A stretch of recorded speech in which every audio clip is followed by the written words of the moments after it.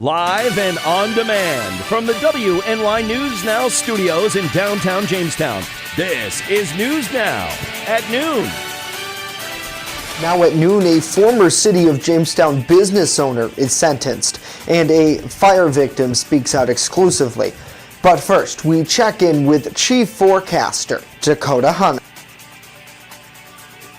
Hey, happy Wednesday, everybody. We are about 50% through the week already. So before you know it, that weekend will be in view, and I think we're all looking forward to it. 77 was the high yesterday. 60 was the low this morning, and I don't think we're going to be anywhere near the records today. Again, no rain officially, and look at the sunset time. Again, the sunset and sunrise and the sunrise times. Again, you know, the sun will be setting sooner and sooner. Before you know it, it'll be here at about 6 o'clock. And I wanted to throw the dew point graphic up just to kind of show you that the dew point is falling down, down, down, and at least for a brief period, and then it'll come back. And then, I mean, you know, I think the dew point's kind of, I don't know. I don't want to say it because it's kind of rude, but anyway, cloud cover breaks through the late afternoon, partly to mostly sunny, less humid, 71 to 76, west wind 5 to 10. Chance for maybe a few severe thunderstorms later in the week with another cold front. Plus, how's the weekend looking? We'll time it out with that quick solution Sunday later on in the show. Justin? Dakota, thank you. A former Jamestown business owner was sentenced yesterday to 6 months home detention. Federal prosecutors say that 57-year-old Thomas Goodlotti, who owned Fresh Cut Meats and More on Newland Avenue, accepted food stamp benefits to pay for merchandise purchased on credit by a beneficiary, including ineligible items. He was also ordered to pay over $173,000 in restitution, the amount of money involved with the unlawful transactions. And a City of Jamestown woman was arrested after allegedly pepper spraying a neighbor in an incident on Midgley Avenue Tuesday, in which a 1-year-old baby was also sprayed. Mariah Jackson has been charged by City of Jamestown police with endangering the welfare of a child. Police said Jackson pepper sprayed a man, but that the baby was also sprayed. The baby was thankfully not injured in that incident. And the body of a 61-year-old Jamestown man, Robert Calvender, was discovered in the Chattacoin River near Institute Streets earlier this week. Jamestown police say that the man fell into the river at some point overnight and drowned. An autopsy revealed that there wasn't any foul play and that the drowning was ruled an accident.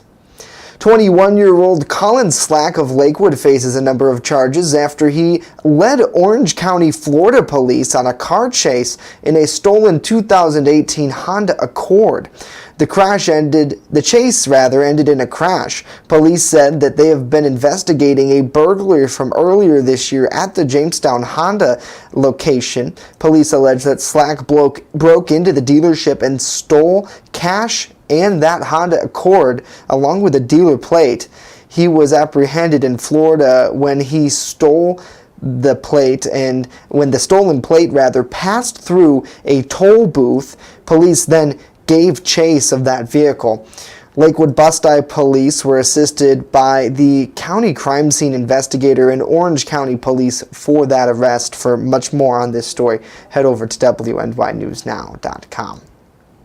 Patricia Harley is grateful to be alive and able to be with her children after she lost everything in a Monday fire that gutted her home at 202 McKinley Avenue. In an exclusive interview with WNY News Now, Harley said she mostly needs baby formula and clothing sizes 9 to 12 for her 10-month-old daughter. Harley said that she was down to only 1 can of formula. Any donations of clothing, formula, or other needed items can be brought to her mother's house at 313 Parther Avenue. We'll hear an emotional response to the fire in New and Noteworthy just minutes away. And last night in the town of Randolph, residents discussed what's next for a site that sat vacant for years. The historic McNally Fisher building at the corner of Main and Jamestown Streets collapsed in 2015. After a long fight, the town acquired that spot that now sits empty.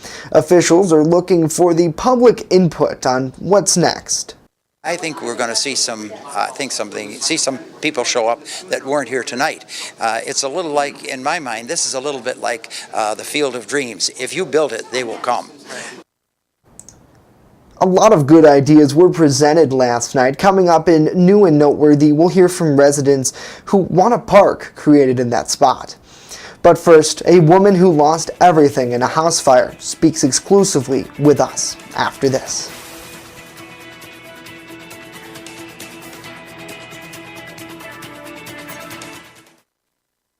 You're watching WNY News Now, where coverage comes first. For more than 2 decades, Dorler Landscape Designs has provided exceptional service to customers right here in Chautauqua County with one goal in mind: transform your lawn into an attractive landscape that will be the envy of the neighborhood. From landscape design to lawn maintenance to sprinkler installation and so much more. Count on Dorler Landscaping. Call us today and let us get to work for you. Dorler Landscaping Designs at dorlerlandscape.com. I just love to be with the dogs, and I like to do them one at a time. They don't wait for 5 hours in my shop. We have full groom, which includes everything from A to Z, nails, of course brushing, any trimming that needs to be done. I do offer teeth brushing, which is a little extra. So if he takes me 2 hours, it's $40. If he takes me 3 hours, I still keep it down. As long as the dog comes back happy and not at the door, I'm happy. The weather is heating up, and so are the deals at Express Bike and Auto, right here in Jamestown, located at 1761 Foot Avenue Extension. They are your one-stop shop for all of your vehicle, ATV, and motorcycle needs. They even sell vehicles, and guess what? Financing is available. So what are you waiting for? Get to Express Bike and Auto right here in Jamestown at 1761 Foot Avenue Extension now. You know what time it is. Give me the green light. Oh, yeah. Cause I'm ready to go. Let's have a good time. Let's go. What you waiting for? You only got one life. And welcome back to New and Noteworthy, a live look at our HD News Now cam. Lots of sunshine outside. Of course, Chief Forecaster Dakota Hunter has much more coming up in his weather report. And we were talking last night, and I'm sure Dakota might be a little mad at me if I mention this, but the S word is coming closer and closer to us. How long is it now? 2 weeks? About. We're not allowed to give time. We're not allowed to give times because he's, of course, the man of that. But he's talking about potentially we could see some of that. He's probably in there right now, all angry, I would imagine. But we will hear much more from him coming up in just a bit. So happy Wednesday to you and yours. I want to pull up the show here. Saying hello to Sarah, to Jennifer, to Smathers. Smathers, we appreciate you tuning in and watching us. Pam is checking in, and Kristen as well. Hello, hello. Earlier this week, we talked about and covered this horrible story of a very tragic house fire, Matt. These always make me sad. I will say sad reporting, because you got to think about it from the human perspective. Right. I mean, so often in our field, we're so focused on the story that we don't think about the impact until now. Right, and you look at. For us as journalists sometimes, and I guess people in the community, they think, well, if it doesn't happen to me, then, it doesn't really matter. But it does matter because there are people here who are traumatized by events like this, by losing everything. Imagine if you lost everything and you had nothing except for your friends and family to help you. And that's exactly what Patricia Harley is looking for. She got a phone call from a neighbor that said that her house there at 202 McKinley Avenue was on fire. This video from Starflight. She tells us that this was the second house fire she's experienced in 6 years and that it's becoming emotionally draining.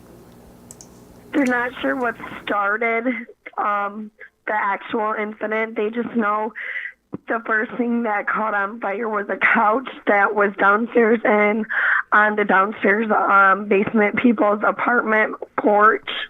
that's the first thing that started everything going to be engulfed into flames. They don't know if it was a cigarette being flicked or somebody lighting something and throwing it on it. They're not sure of that as of right now. Make sure before you do anything, just make sure that there's not cigarettes laying around, or just make sure you hug your kids a little extra every night. Make sure they know that you love them, because they could get ripped from you at any moment.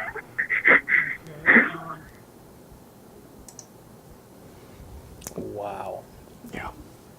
And you talk to someone who's gone through something like that, and you almost want to cry with them sometimes, really, because, it's so traumatic. And, city officials have said that they're going to bring the house down, but if they haven't already. But, when the first thing when you have a fire is, once everyone's safe, which thank God in this situation they were, it's what's next? How do we, rebuild, not necessarily physically at that location, but as a family, as a person. So Patricia, I want to tell you that you are in my prayers, and you and your daughters, and we really hope that this community can come together to support you. And I know that that is what happens here. The beautiful thing about living in Chautauqua County and Cattaraugus County is that people come together and support one another. We see it all the time. We've seen that with Callie's Crusade. We've seen that with a couple other house fires. You're right, Justin. That is a great point. For as much as sometimes it feels like people, and this is not just Chautauqua County, this is a nationwide thing. Right. As much as sometimes we feel divisive, things like this bring us together. Right. So And it's unfortunate that it comes to be a tragedy that brings us together, but it certainly does. I want to share this information. We shared it in our news rundown here. But she's, and I hope I pronounced this right, Enfamil, I believe, is the Enfamil Gentle Lease is the formula and things that she needs for her infant. And she also needs infant girls' clothing size 9 through 12 months.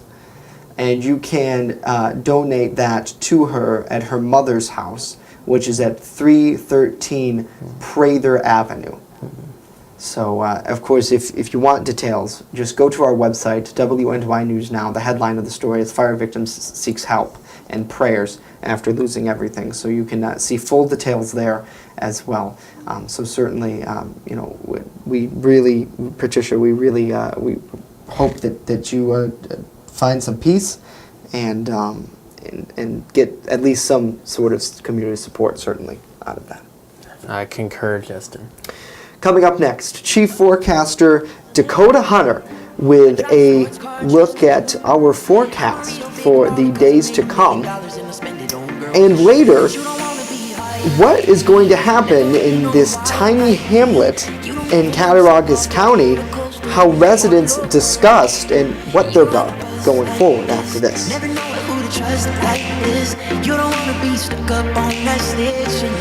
Stuck up on that station, oh, I know a sad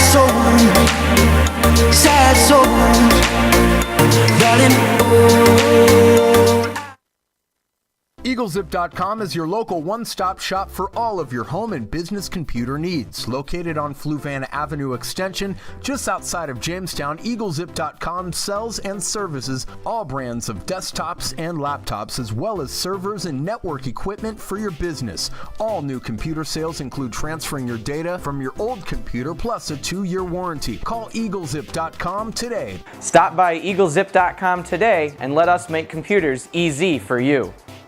Turn to Brotherhood Property Maintenance for all your lawn care and landscaping needs. Serving both commercial and residential lots. Check out Jamestown's fastest growing landscaping crew on Facebook or call us now to book an appointment.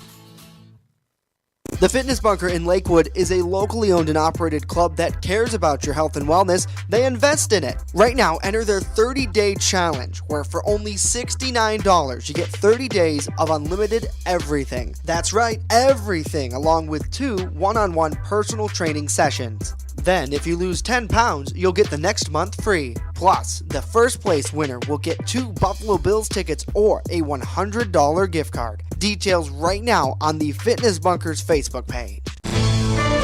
With coverage that matters, this is WNY News Now.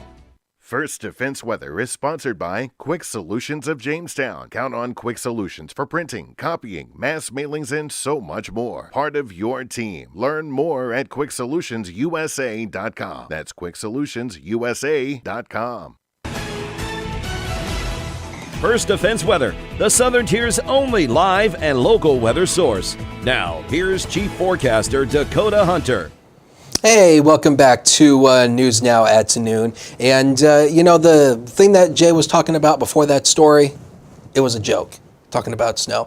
Not entirely sure what happened to Lynx here, but we should have the News Now Weather Eyes pictures up here, control room. I'm not sure what happened there. But anyway, so what I'll do is I will just read the forecast to you audibly at this point. So again, as we fast forward here, now, the chances of rain will be going up, and again, really nothing over the next couple days, but Friday is looking nice and dry. Well, actually, Friday, we'll have a cold front moving through that spikes our rain up to about a 70% chance. And, I'm sorry, what was that?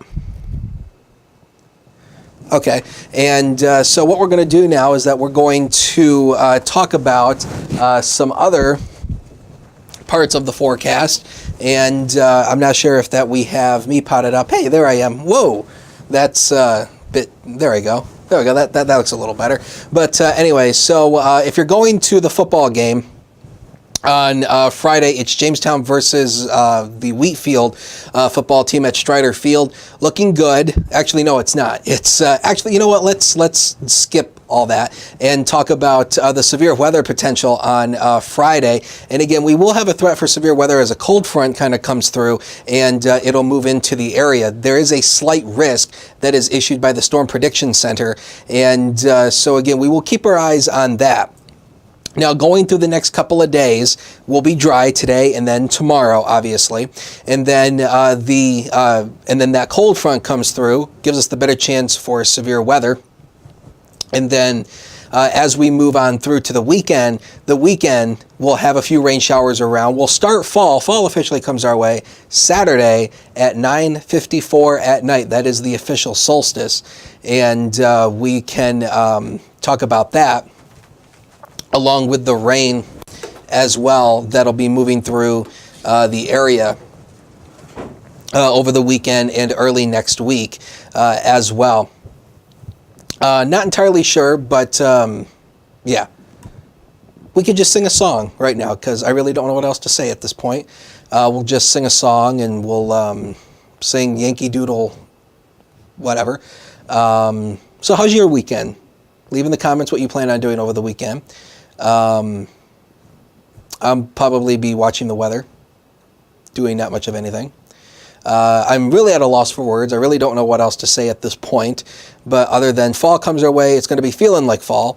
And well, Dakota, yeah. Matt and I are definitely going to be watching some football, yes, which is going to be fun. So we're actually going to, because we are having that technical defuncal, control room says we're going to go to break, and we'll be right back with your forecast, hopefully.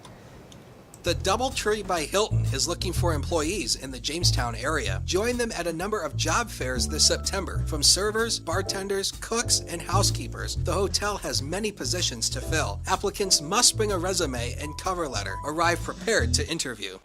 Hey, this is Ryan Hedrick reporting from the Jamestown Bowling Company, where the bowling is off the hook, the food is even better, and the camaraderie watching sports is oh so great. The food is fantastic and the drinks are cold. Mark was bowling almost a perfect game. Mark, do you come here a lot?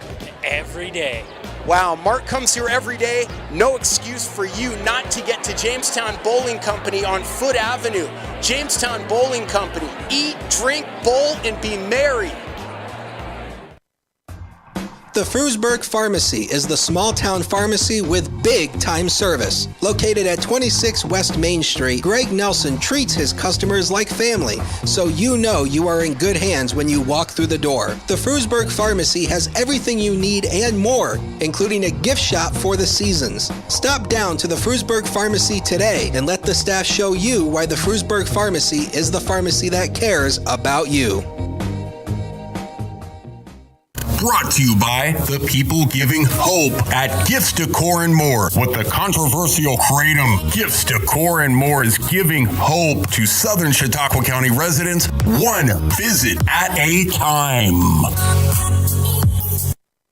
You're watching WNY News Now, your source for breaking news. Welcome back to New and Noteworthy. Wanted to talk about in the village of Randolph. We'll get to Dakota's forecast online at WNYNewsNow.com. Weather isn't working out very well for us today. But in the village of Randolph, overnight and last night, a lot of residents, Matt, were talking about what to do when it comes to redeveloping and revitalizing a very small chunk of property that is located in the hamlet, in the middle of the hamlet. And there was a lot of great conversation last night. I attended that meeting and talked to a number of residents. Take a listen.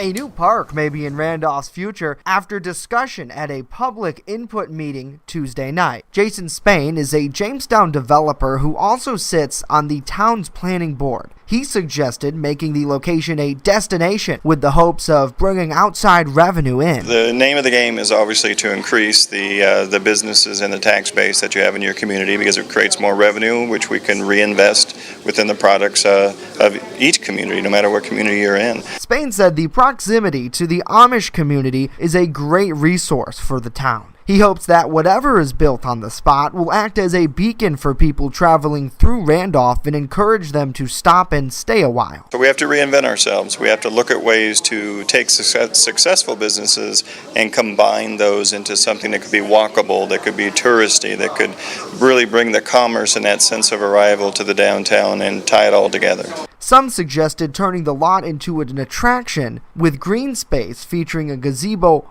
or a band shell. Bob Beach, whose family owns Register Graphics, had his graphic designer construct a rendering of what he thinks the park should look like. I would like to see something that has some historical value, or the recreation of a historical piece like this gazebo, for instance. I would be in favor of creating quite a lot of area that is a green space, so that people could, if they came and could enjoy a concert, they could bring lawn chairs. Officials said if the town decided to construct a park in that spot, leaders would look towards obtaining grant monies to fund it. One problem put forth by residents, though, is that with redevelopment at the site, we could see a potential increase in traffic in the area. I mean, the parking is a concern, and if we can find a way to make that work and we're hoping there's some other opportunities close by that we might be able to make work. Parking on Main Street, especially when you have kids, it's pretty hairy because people do drive too fast through there because it is an old district, so it's pretty tight, and it's really hard to expand that. So you kind of have to work around that part of it. The chairman said that he's interested in learning more, though, about how to get traffic to slow down and have visitors not just drive through the hamlet.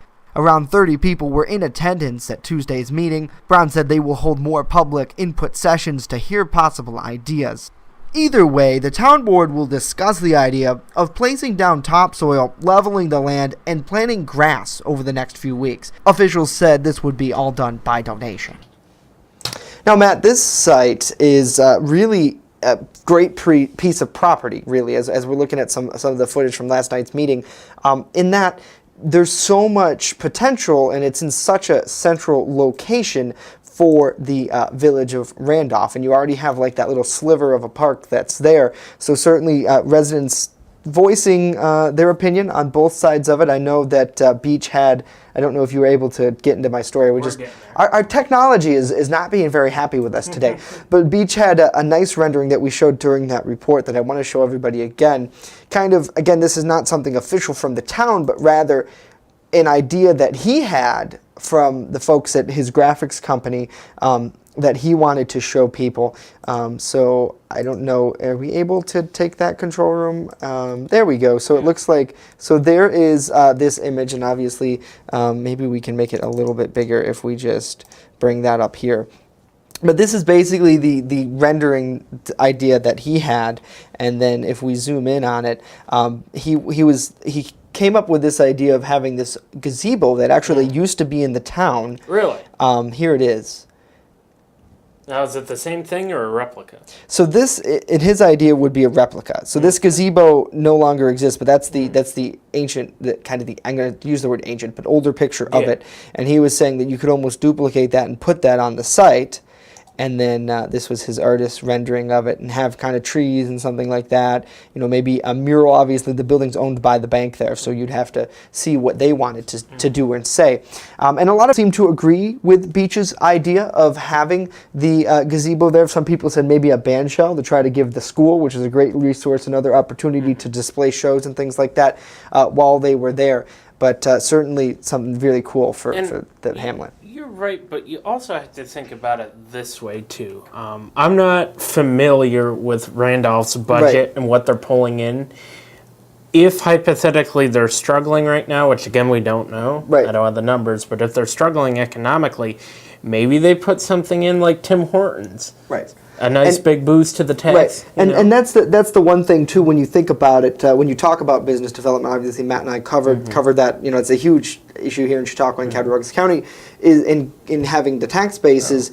You know, yes, they can get a ton of grants to fund anything like this. Yeah, obviously, but the question is like, do you want a private business? If they would even be interested in coming in, like Tim Hortons or a sub shop or something like that. To then, all right, now the tax base has been increased because they're a tax-paying entity. Maybe to get them in there, you have to give them some sort of IDA deal or however that works. But there are very much number of avenues to go through, and that's the whole point of these public input sessions and the meetings, is that people can come and share their ideas. You know, there may be a group of people who would say, yeah, it'd be great to have a Tim Hortons type thing in there. You know, and if they were interested in coming in, that'd be good for the economy. I'm sure it'd be a busy place. And I'm sure that people, it would obviously help the town make money by having another entity there. A lot of people park. It's this is an affordable option. Obviously, the park's not going to make the town any money, but certainly a good, easy place to put in such a small area. And then the other thing that we obviously discussed in that package was the fact that, yes, now there'll be increased traffic in such a small area. But certainly, it's been a long fight. A lot of people have told me it's been a long fight for Randolph to get that structure that was there that collapsed down and get the debris removed. And that's exactly what's happening right now in the village of Falconer. So certainly drawing parallels between two of the situations is, you have good prime land, just like in Falconer. What can we do with it? And there's a lot of hardworking people out there trying to find solutions. Maybe they make a committee. They made a committee in Falconer. Right, exactly. Maybe they do one in Randolph. And I really think that the town board and the planning board most likely can take care of that themselves. So certainly very good for them, and we will we'll look forward to hearing a little bit more as well coming up in just a bit. So again, Chief Forecaster Dakota Hunter will have much more on the weather coming up. It looks like.